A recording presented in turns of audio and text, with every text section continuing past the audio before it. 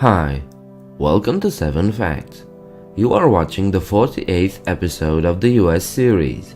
I am covering all of the states and territories of the United States, so if you're interested in the subject, please feel free to watch the entire playlist.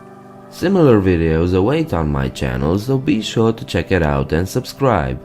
Today's episode is all about West Virginia, so let's dig in and see what this state has to offer. So if you watched episode 46 of the series, you already know that West Virginia used to be part of the state of Virginia. But it's worth talking more about how the two states split, because in a sense, it was a smaller version of the American Secession and Civil War. Many residents of Virginia's western region, a rugged underdeveloped area, opposed slavery. Most of them were simple farmers who worked their own lands, so the idea of slavery wasn't very popular here. They were also disconnected from the government, residing in the far-off eastern capital, dominated by the wealthy, mostly plantation owners. So when Virginia voted to secede from the Union in 1861, delegates called a meeting in the city of Wheeling and decided they want no part of the Confederation. Virginians of the West decided to be West Virginians and formed their own separate state. They were admitted to the Union by Abraham Lincoln himself. Initially, West Virginia was going to be called the state of Kanawha, in honor of a Native American tribe that used to live here. This was the name put before voters in 1861 when deciding whether or not to secede from Virginia. But when the time came to write the new constitution, delegates were concerned this name would cause confusion since there already was a county by that name. Several other designations were put forth like Augusta, Columbia, or Vandalia, so delegates were simply asked to name their preferred designation. 30 out of the 44 members had selected West Virginia to reflect their Virginian heritage. Don't you just hate it when you build a secret nuclear bunker and then the media just blows your cover? That's what happened at the Greenbrier Hotel in 1992. The luxury hotel was secretly part of the United States government continuity plan in case of a nuclear war, so the need for secrecy was crucial. The underground levels of the hotel were supposed to house Congress in case Soviet nukes were on their way to Washington. It had a dormitory, kitchen, hospital, and a broadcast center. The largest room is the exhibit hall, 27 by 57 meters beneath a ceiling nearly 6.1 meters high and supported by 18 columns. Adjoining it are two smaller auditoriums, one seating about 470 people, big enough to host the House of Representatives, and the smaller with a seating capacity of about 130, suitable as a temporary Senate chamber. The exhibit hall itself could be used for joint sessions of the Congress. The facility had a 6-month supply of food, periodically refreshed. The bunker's existence was not acknowledged until the Washington Post revealed it in a 1992 story. Immediately after that, the government decommissioned the bunker, and today it became a popular tourist attraction.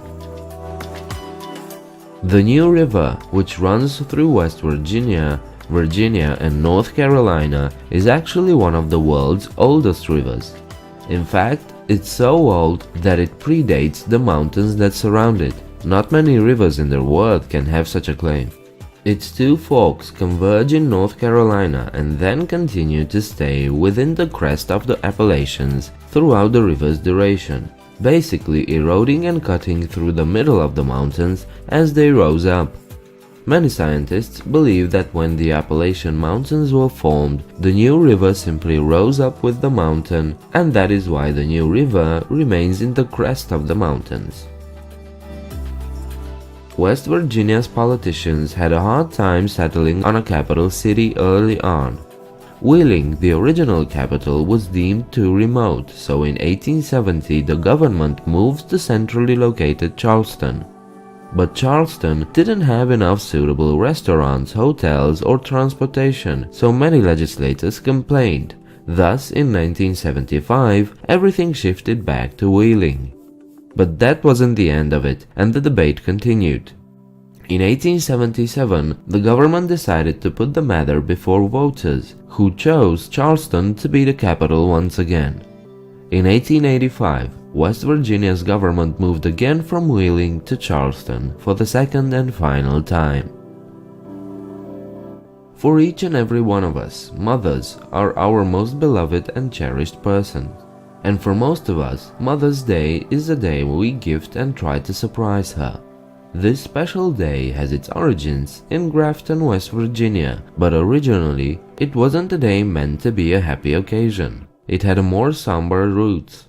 It was founded for mourning women, to remember the fallen soldiers and work for peace.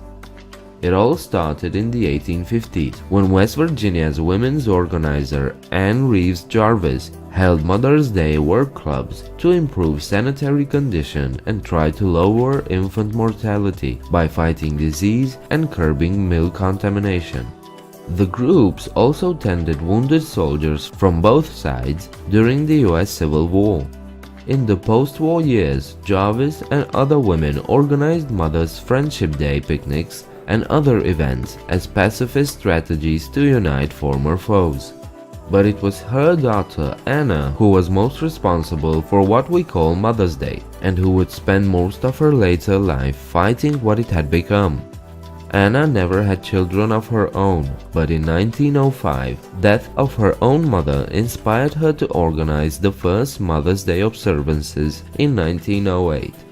Largely through her efforts, Mother's Day became official in 1914, and it was meant to celebrate and honor your own mother.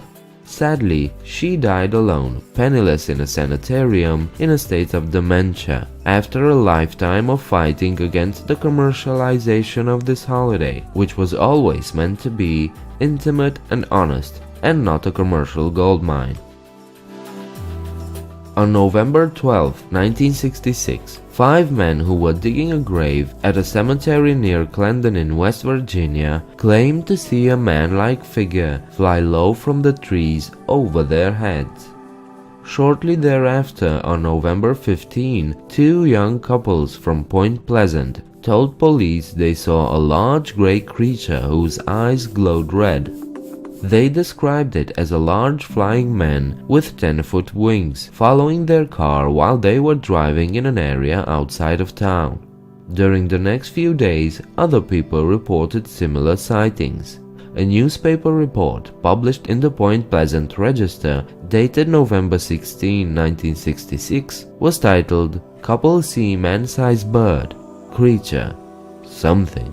The national press soon picked up the reports and helped spread the sensational and creepy story across the United States. The legend of the now famous Mothman was born. Point Pleasant is home to a storefront museum dedicated to the humanoid flying creature. Like the Jersey Devil, the Mothman, who supposedly has glowing red eyes and wings, was sighted several times during the 60s and afterwards. However, there is of course no evidence that such a creature ever existed. But as always, the urban legend lives on. So there you have it. We've just went through 7 little known facts about West Virginia. If you liked it, give this video a thumbs up and subscribe. Leave your comments downstairs if you have anything to say. Also, there's a Patreon page where you can support this channel even more. Click on the icon appearing on the screen or find the link in the description. I hope to see you next time. Bye.